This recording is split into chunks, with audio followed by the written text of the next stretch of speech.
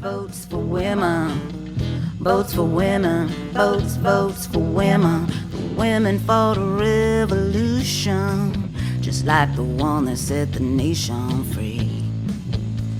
They want a better constitution that treated men and women equally. The Iroquois began the trend.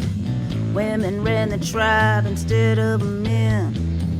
Lucretia Mott said, good for you, hey, we want to run things too. The women fought a revolution, just like the one that set the nation free. They want a better constitution that treated men and women equally. Liz Stanton and Susan B. Anthony also helped fight against slavery. Frederick Douglass was a friend who spoke women's right to vote. The women fought a revolution, just like the one that set the nation free. They want a better constitution that treated men and women equally. They chained themselves to the White House gate, marched and demonstrated state by state. Finally, the 19th Amendment passed, and women got to vote at last. Votes for women, votes for women, votes for women, votes for women. The women fought a revolution, just like the one that set the nation free. They want a better constitution that treated men and women equally. Now it's been 100 years. It took arrest, abuse, and tears. The fight for justice is not done, but this time women won. The women fought a revolution, just like the one that set the nation free. They want a better constitution that treated men and women equally. That right to vote did not come easily, so don't you miss out on democracy.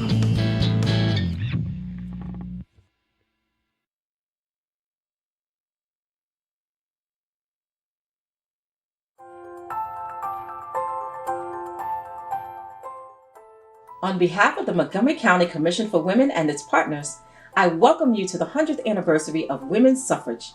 My name is Nicole Drew, and I am the president of the Montgomery County Commission for Women. Thank you for helping us recognize such a momentous occasion in history, the culmination of a number of efforts by many women and others who fought for women's right to vote.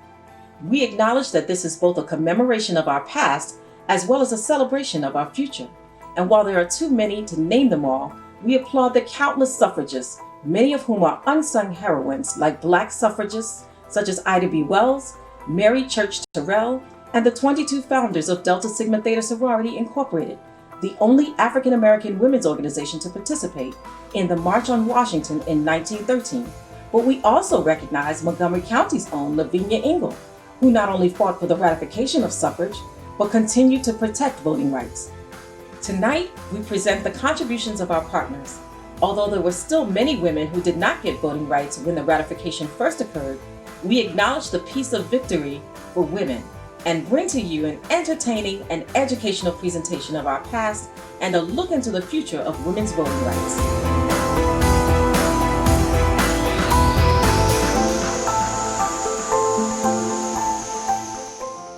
Some of those sessions in Congress were really delightful. I think it too bad in history that we always, or sometimes, Stick to the factual data, and you miss some of the colorful and delightful episodes that went through it. Lavinia Engel made this comment in January of 1971.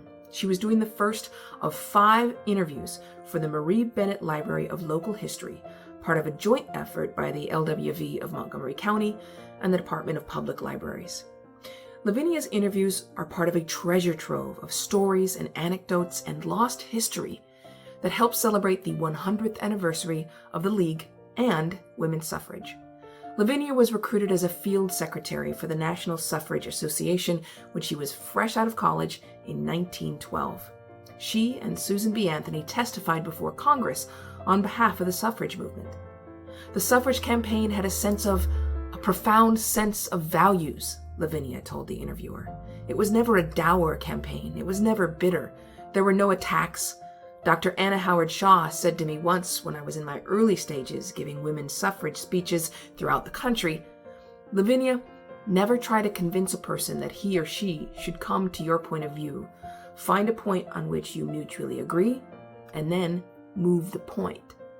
Shaw was a physician, a leader in the suffrage movement, and the first ordained female Methodist minister in the U.S. That was a lesson Lavinia took to heart, not only during her time working to win the vote for women, but also when she moved on to her work with the League.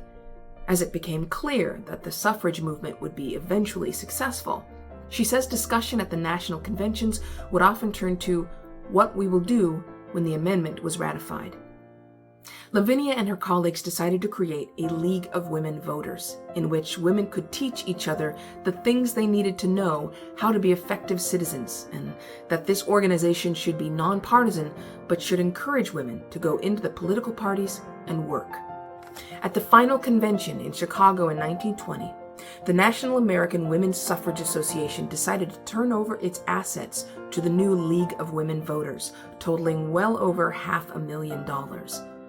Lavinia's interview is filled with stories that reflect both the stubborn determination of these women and their sense of humor, things she learned while fighting to win the vote for herself and her sisters around the nation. It's important to remember, especially as the 100th anniversary of women's suffrage approaches, that the League inherited more than financial assets from the suffrage movement. We were also bequeathed decades of organizational experience and sheer grit. Many women didn't end their activism when the 19th Amendment was ratified in August of 1920. They simply joined their local League office and continued to advocate for civil rights. Lavinia clearly felt the influence of those who'd gone before her. In her interview, she describes one of the first meetings she attended when her mother, also named Lavinia, took her to a suffrage convention in Baltimore. Little Lavinia was 7 or 8 at the time. My mother took me up to the chair in which Susan B. Anthony was sitting and said to her, "Aunt Susan," as they all called her, "this is my daughter, Lavinia." And Susan said, "Oh, another Lavinia," and reached out and drew me over to her and said, "You'll be another Lavinia who campaigned for women's suffrage." And I said, "Oh yes, Aunt Susan, I will." And she patted me on the head and laughed, and my mother said, "Well, I'll raise her up to the faith, Aunt Susan." Lavinia Engel kept the faith until her death in 1979, first in the suffrage movement, and then during her nearly 60 years working for the League of Women Voters.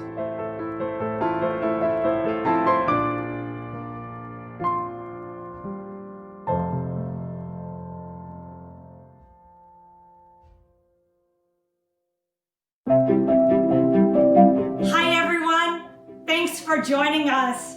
I'm Tanya, co-chair of the Suffrage 2020 Commemoration. This is the first virtual event ever hosted by the Montgomery County Commission for Women. And what better way to do this than to honor the 100th anniversary of the suffrage movement? I want to take a moment now to thank those who went on this virtual journey with us, starting with all of our commemoration community partners, the Montgomery County Executive, Mark Elrich, the entire Montgomery County Council, along with Montgomery County Board of Education President Chevron Evans, the entire Commission for Women, our Executive Director Jody Finkelstein, and our Commission interns, and a big shout out to my event co-chair, Commissioner Patty McClay. There were so many people who worked countless hours behind the scenes to make this event happen, including our video editor, Natalie Harris, and the entire Montgomery College TV production team. Keep watching. We'll showcase the entire list of performers, presenters, and contributors later on. Enjoy the rest of the program. Hello, my name is Mark Elrich, County Executive of Montgomery County. It is an honor to join the Commission for Women in commemorating the 72-year struggle for the women's right to vote. Montgomery County women took action and many endured hardships to help ratify the 19th Amendment. These women were early leaders in demanding the right to vote. One such suffragist was Caroline Hallowell Miller, a Quaker resident of Sandy Spring who organized the Maryland Woman Suffrage Association in 1888. In 1919, branches of the Progressive Suffrage Club were organized in Montgomery County to support voting rights for African American women and to register them as voters in large numbers as a rebuke to racist politicians. Many suffragists picketed the White House and were repeatedly arrested and sent to prison. This is only a glimpse of how Montgomery County suffrage leaders played a significant role in paving the way for women's equality and the right to vote. I want to thank the Commission, all of the Suffrage 2020 Commemoration community partners, event sponsors, and everyone who worked behind the scenes to make this event possible. I would like to especially thank Commission President Nicole Drew, Esquire, and the co-chairs of this event, Tanya Bowie and Patty McClay. Before starting the program, I also want to take a moment and thank everyone who participated in this year's Power Girl contest. Congratulations to all of the winners.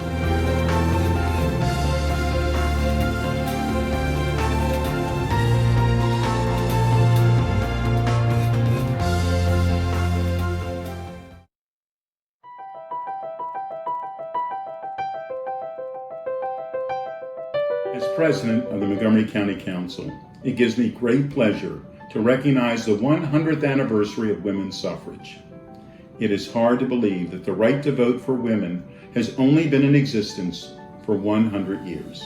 The passage of the 19th Amendment was a great moment in the history of our country, and I'm pleased to participate in applauding it now. Proclamation, Montgomery County, Maryland. Whereas 2020 marks the 100th anniversary of the ratification of the 19th Amendment to the United States Constitution on August 18, 1920.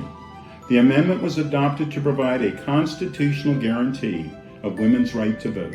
And whereas we solemnly recognize that women's suffrage was an incomplete victory, since Black women, Native American women, Asian women, and Latino women were not extended the right to vote in 1920.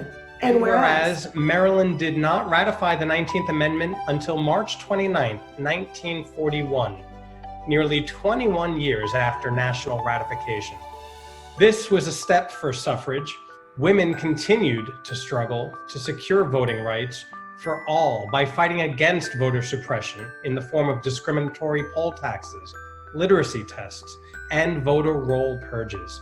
And whereas Maryland women were leaders in advocating for women's suffrage, including Margaret Brent, who in 1648 petitioned the Maryland General Assembly for her right to vote, becoming the first American woman to do so.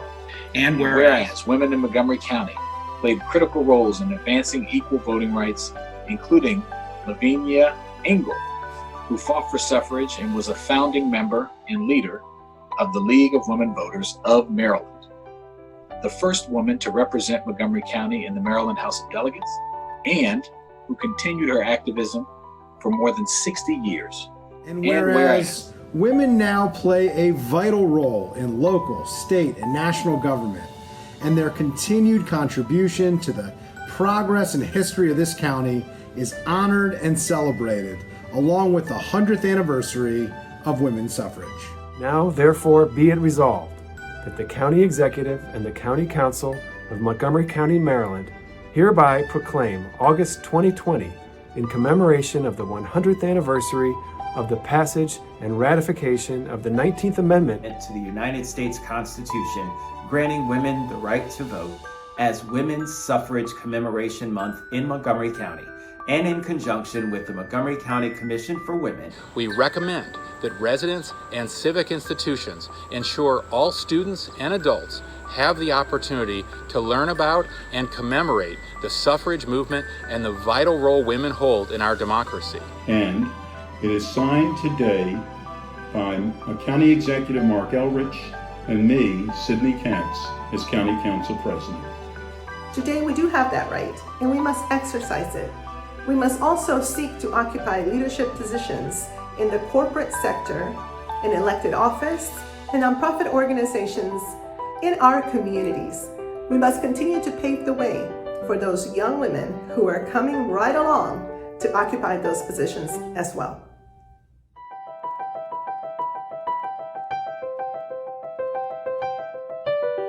Hello everyone, my name is Patty McClay and I am co-chair of our Suffrage 2020 commemoration.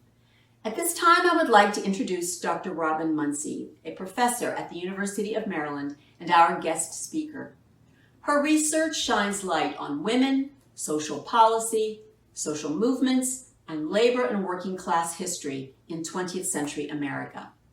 She has made many media appearances, including documentaries for CNN, PBS's The American Experience, and C-SPAN's Lectures in American History.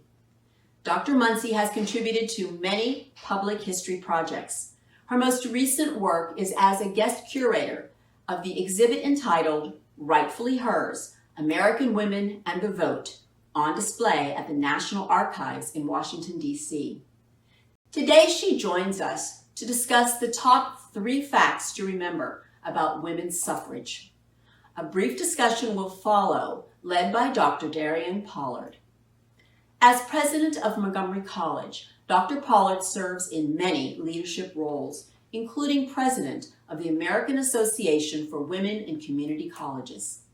In addition, she was the keynote speaker for the Commission for Women's 2011 Women's Legislative Briefing. Dr. Pollard has received many awards, including being named one of Washington, D.C.'s most powerful women by Washingtonian Magazine. Come join me now as we learn even more about the women's suffrage movement. Thank you so much, Patty. I'm honored to participate in this commemoration of the 19th Amendment, sponsored by the Montgomery County Women's Commission. My contribution to the event is to share the top 3 things I think you need to know about the amendment on this, its 100th anniversary. The 19th Amendment said that no state or the federal government could deny the vote on the basis of sex. And the number 1 thing I think you need to know about that amendment is that it represented a major milestone in the history of American democracy. More on that in a minute. Number 2, even though it was a monumental achievement, the 19th Amendment did not enfranchise American women. More on that in due course. Number 3, the movement that produced the 19th Amendment, usually called the women's suffrage movement, was multiracial, multi-ethnic, and cross-class. These 3 points have important lessons for us today, and I'll elaborate briefly on each. First, the 19th Amendment was a major milestone in the history of American democracy, in part because it resulted in the immediate enfranchisement of millions of American women, remarkably expanding the U.S. electorate. And its ramifications in American politics and government reverberate today. Since 1964, for instance, women have outvoted men, and a gender gap in presidential elections opened up in 1980. These voting patterns in turn produce policies that structure our national life and in fact our daily lives. The legacy of this amendment is quite profound. For all the significance of the 19th Amendment, however, it is inaccurate to say that the 19th Amendment enfranchised American women. It is inaccurate because millions of women had the vote before 1920, and millions of women were still excluded from the polls after 1920. If we miss this point, we misunderstand how political change happens or doesn't, and we become less effective citizens. This is why you need to know that before 1920, millions of women had the vote and they had won it through measures taken by their states. It was indeed because so many women were already voting that men in Congress were more likely to vote for the amendment and send it to the states for ratification. Hard-won local victories eventually accumulated to make a national victory possible. This is how political change happens. Just as millions of women already had the vote before the 19th Amendment, so were millions still excluded from the polls after 1920. Women in Puerto Rico, for instance, remained disfranchised because the amendment said that no state or the federal government could deny the vote on the basis of sex, but it said nothing about the territories. Women in Puerto Rico continued their fight for the vote until 1935, when finally all adult women in Puerto Rico could cast a ballot. African American women in southern states also remained largely excluded from the polls. They were excluded by the same measures that widely disfranchised African American men in the early 20th century. Still, Southern Black women protested against their exclusion and continued their voting rights activism to the present day, claiming a dramatic victory in 1965 with passage of the Voting Rights Act. A substantial portion of Native American women were also denied voting rights in 1920, as were all Asian immigrant women. Struggles for the vote among these groups continued into the 1950s. The denial of ballots to language minorities and disabled Americans, of course, carried voting rights activism through the 20th century. So you see, it is simply inaccurate to say that the 19th Amendment enfranchised American women. That claim gets the meaning of the amendment wrong, and in the bargain obscures both how political change really happens and the persistence of women's work to attain and retain voting rights.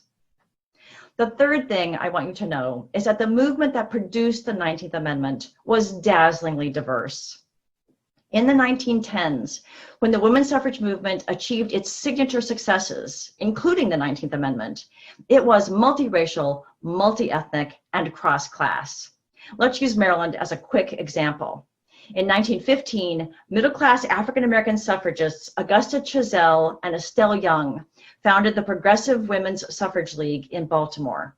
And in 1919, working-class Black suffragist Martha Wheeler from rural Washington County declared herself ready to organize for the cause.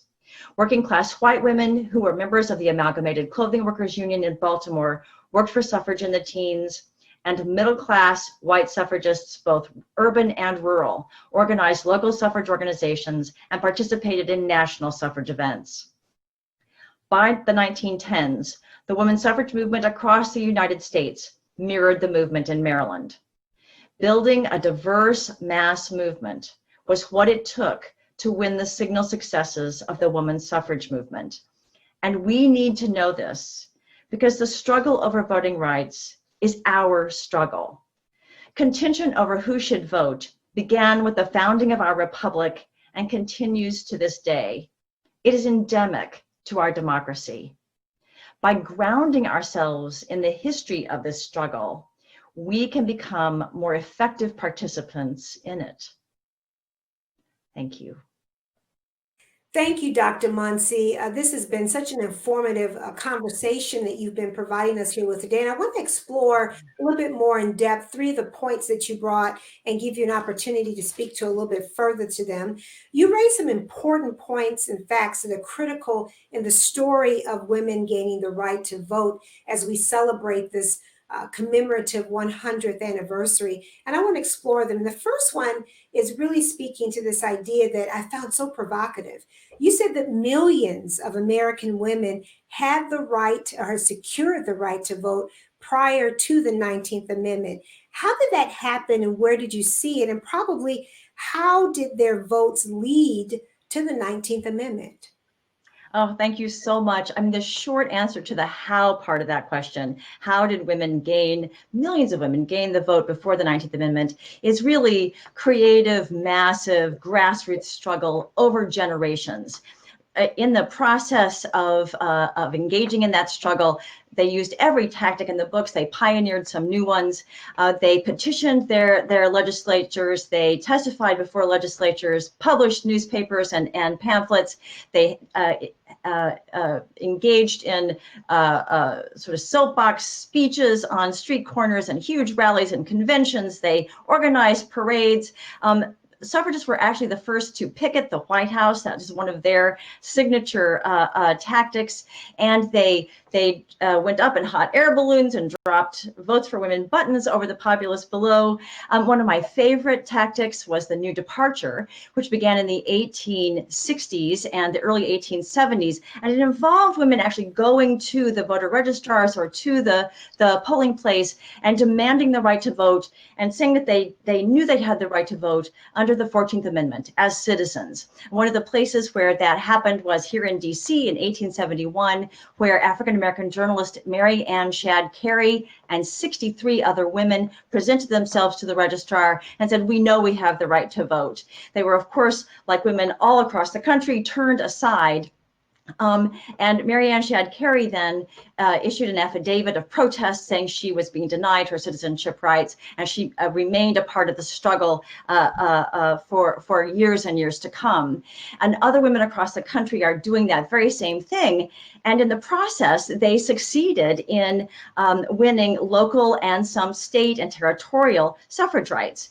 In the West, in particular, women began to win important suffrage rights. Even in the 1860s, 1869, Wyoming as a territory enfranchised women on the same basis as men. And when Wyoming then came into the Union as a state, it continued to enfranchise women on the same basis as men. Colorado did so in 1893, Idaho in 1896, and Utah in 1896 as well. So by the time we get to 1900, 4 states in the West had enfranchised women on the same basis as men.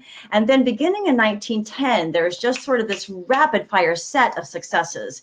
That is, in 1910, Washington State enfranchised women on the same basis as men. And by the mid-teens, really, most of the states in the West had enfranchised women on the same basis as men. In the Midwest, Illinois is a major victory in 1913. In that state, women were enfranchised in presidential elections and in municipal elections. In 1917, New York enfranchised women on the same basis as men, and Michigan did the same in 1918.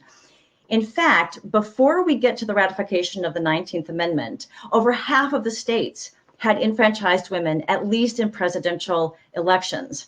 And as women gained suffrage rights, as they begin to amass electoral power in the states in the early 20th century in particular, the votes for the federal amendment in Congress increase.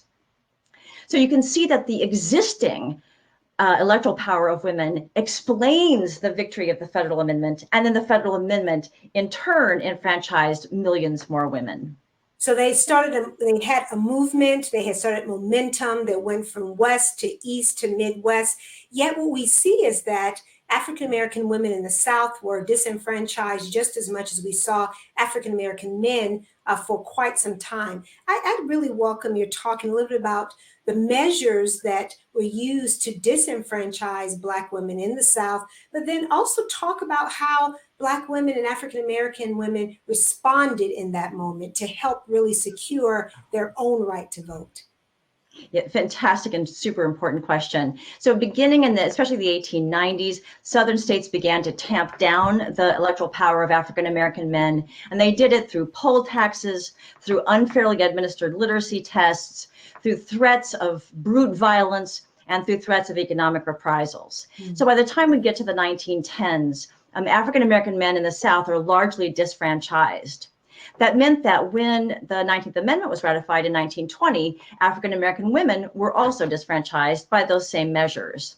But African-American women did not take that passively. They appeared in 1920, they went to the voter registration offices, they demanded the right to vote. Thousands actually succeeded in registering, but many more were turned back. And they didn't quit. They continued to demand their right to vote. They even sent protests up to the Department of Justice, to the US presidents in the 1920s, saying that their protests said, "We know we have the right to vote, based on the 14th, the 15th, and the 19th Amendment. What are you going to do about it? And of course, in the 1920s, the federal government did not intervene on their behalf, but African-American women stayed the course. In the 1930s, women like Amelia Boynton in Selma, Alabama, fought for her right to vote and continued to fight for the right to vote, among others. Into the 1960s, Rosa Parks is a major voting rights activist in the 1940s. Septima Clark is a major voting rights activist in the 1950s. And of course, Fannie Lou Hamer in the 1960s. And the result of all of that activism among Black women was the abolition of the poll tax through a constitutional amendment in 1964, as well as, of course, the Voting Rights Act of 1965. I tell you, that just gives me shivers thinking about that as we think about the encroachments we see in modern day society about the right to vote. Dr. Muncie, I found that insight that you offered so provocative and insightful. And I want to delve into one last point that you made in your comments earlier, where you talked about the diversity of the suffrage movement in Maryland. And I'm really curious to see if there are other states where you saw that same diversity. Is that an element that was essential for success? I'd love to hear you speak to that briefly. You bet. I mean, I think anytime we look really closely at any of these movements, at the point of success, we find a multiracial, multi-ethnic, cross-class movement. And so since we looked at Maryland on the East Coast, we'll maybe just turn to California in the West. California, as I mentioned, enfranchised women on the same basis as men in 1911. And it did so as a result of a wildly diverse movement. In 1908, the first wage earners suffrage league was formed in California. That's working class women, wage-earning women who formed a group that fought for suffrage. They marched in a parade in Oakland in 1908 alongside a waitress local union in that parade. Down in the south of the state, Maria de Lopez was an important Latina activist in the suffrage movement. She was famous for giving her speeches in Spanish and of translating the speeches of other suffragists into Spanish and of translating pamphlets and other materials into Spanish. The African American movement was centered especially in churches like an AME church in Stockton and Third Baptist up in San Francisco. And then in the first election where California women voted, one of the women or the new voters to gain the most attention from the press was a Chinese American woman, Tai Lung Schultz, who was very proud to be voting and very clear on the foundations on which she was going to make her decisions about an election. And I think if we look, as I say, closely at any place where there were these victories of suffrage, we find this same dazzling diversity. Thank you, Dr. Muncie, for those truly insightful perspectives about this issue and helping to remind us, at least what I'm taking away from this, how one actually starts a movement. It's about activism, it's about belief in the cause, it's certainly about courage, and it's also about coalitions. So important to us. I want to thank deeply the Montgomery County Commission for Women for the work that they've done in elevating this conversation and helping us to remember the work that was done to secure the right to vote for women. I also want to thank them for the active program they're having right now, Suffrage 2020 Commemoration Program. I know that much more is still coming in this space. And finally, I want to thank my friends and colleagues at MCTV for always being such wonderful technical and professional support to us to produce these types of programs. Most of all, I hope each and every one of you enjoyed our comments today, but more importantly, remember that it's our job to fight for and to protect the right to vote. Take care and be well. I am Chevron Evans, president of the Montgomery County Board of Education. This year, we are a predominantly female board and we support equity in all areas of our life. This is an event to be commemorated, 100 years to be exact. As important as it is to commemorate this important milestone, it is equally important to remember the journey that brought us to today and to honor those whose shoulders we stand. I'm reminded of an old advertisement. We've come a long way, baby. The focus of this celebration is the struggle women endured for the right to vote. Many strong women worked tirelessly for this truly democratic right, and today we want to take a moment to honor those women. We truly stand on the shoulders of giants. We honor and acknowledge our history, that which fills us with pride, as well as the failings of our foremothers. We know that for African American women, the struggle for suffrage did not end until August of 1965, when President Johnson signed the Voting Rights Act, outlawing the discriminatory practices forbidding Black men and women from voting, that the true promise of universal suffrage and equity began to emerge. It was women like Augusta Chisholm, Ida B. Wells, Mary Church Terrell that didn't give up when others thought the fight was over. So even as we celebrate our right to vote, even as we remember those who came before us, we also must be vigilant in ensuring that that right to vote and that promise is there for all of our citizens. I look forward to our continued collaboration as we support one another and make Montgomery County the best it can be for our students, where they're learning, growing, and thriving. And we're going to work to make sure that their success is their future. Thank you.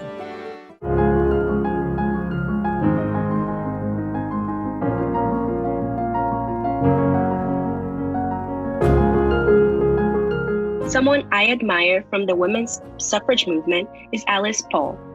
For years, she organized parades, hunger strikes, and pickets in DC until she was imprisoned and force-fed.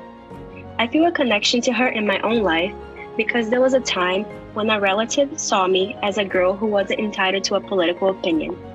I had to show them that I'm a woman who can contribute to society. Like the activists were successful, eventually my relative learned to respect me more. Someone that I admire from the women's suffrage movement is W.E.B. Du Bois. He criticized the exclusion of Black women from the mainstream suffragist movement. He also founded the National Association for the Advancement of Colored People to eliminate race-based discrimination. Black women were not allowed to be included in marches and were often not invited to conventions. I feel a connection to this person in my own life because without brave people like him, myself and other women of color would never have been given the rights and freedoms that we have today. Someone I admire from the women's suffrage movement was Sojourner Truth. She escaped slavery in 1826. Her last owner, John DeMont, tracked her down and illegally sold her son. Truth sued DeMont and won, becoming the first Black woman to sue a white man and win. I feel a connection to this person in my own life because I want to dedicate my life to advocating against injustices in my community and fighting for equal opportunities for all. Someone I admire from the women's suffrage movement is Elizabeth Cady Stanton. She was one of the first leaders of the women's rights movement. After high school, Elizabeth experienced sexual discrimination. She watched how many of her men classmates were accepted into the major universities. I feel a connection to her in my own life because when I was in middle school, my professor used to pick one of his students to be his assistant. However, he did not choose me because I'm a girl. Someone I admire from the suffrage movement is activist Ida B. Wells. She was born into slavery and is well known for her anti-lynching campaign. I feel a deep connection to her because of her intersectional perspective that she brought to the movement as a woman of color, much like myself.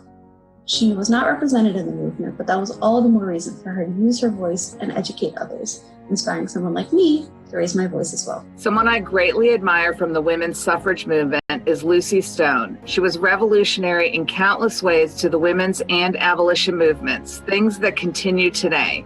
I feel a connection to her in my own life because of all of the changes she spearheaded. It was her last words to her daughter that moved me. She said, "Make the world better." This has been a constant motto in our home, and my children strive to embrace it in everything they do. I strongly believe in votes for women. Votes for women. Thanks to the wonderful Montgomery College students for sharing their thoughts about how studying suffragists has impacted their lives today. And thank you to the Montgomery County Commission for Women for creating this special Suffrage 2020 commemoration. I'm Kate Campbell Stevenson, and I have the pleasure of singing the closing song, Standing on the Shoulders, lyrics and music written by Joyce Johnson Rouse. Over my many years of research and performing, I've learned that true social progress happens only when younger and older citizens from all walks of life join together to create positive social change. We extend our profound gratitude to the suffragists. Due to their persistence and their monumental efforts, we now all have access to the ballot box. The best way to honor them and the generations to come is to make our voices heard and vote.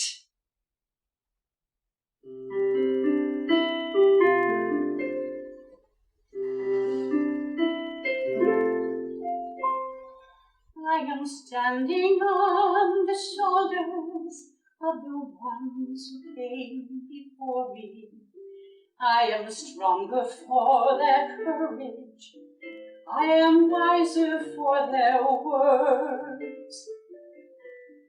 I am lifted by their longing for a fair and brighter future. I am grateful for their vision, for their toiling on this earth. We are standing on the shoulders of the ones who came before us. They are saints and they are angels. They are humans, they are friends. We can see beyond the troubles and the struggles and the challenge, and we know that by our efforts things will be better in the end. They lift me higher than I could ever fly, carrying my burdens away. I imagine the world if they hadn't tried. We wouldn't be so very blessed today.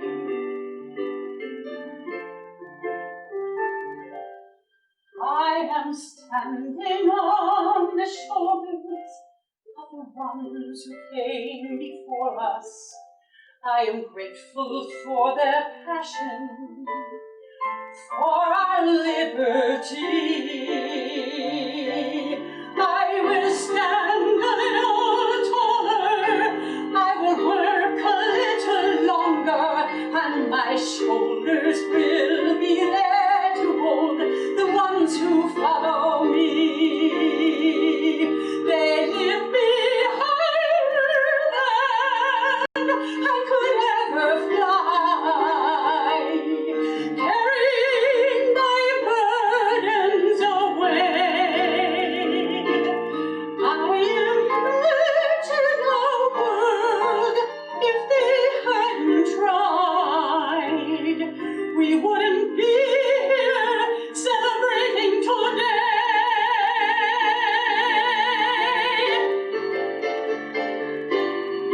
I am standing on the shoulders of the ones who came before me. I am honored by their passion for our dignity. I will stand a little taller, I will work a little longer, and my shoulders will be there to hold the ones who follow me. My shoulders will be there to hold the ones who follow me.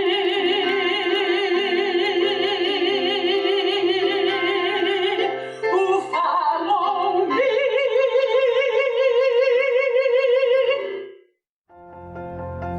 Wow, wasn't that fantastic? What a privilege to have the talented Kate Campbell-Stevenson perform. I hope you enjoyed our show. Our planning began last year when many community partners came together with a single goal: to create an event that would tell the story of American women's 72-year struggle to win the vote. Faced with the pandemic, we made the quick decision to go virtual instead of canceling our event. In less than 2 months, our partners created content for this amazing show. However, this program only captures a small portion of our effort to remember the achievements of the women's suffrage movement. Please visit the Commission's website, Facebook page, Twitter, Twitter, and YouTube channels for much, much more. At this time, I would like to thank Dr. Muncie and Dr. Pollard for broadening our understanding of women's suffrage. And I sincerely want to thank my co-chair, Tanya Bowie, for her incredible media production skills. Now join me to recognize all of the creative partners who made this event a success. And thank you for tuning in.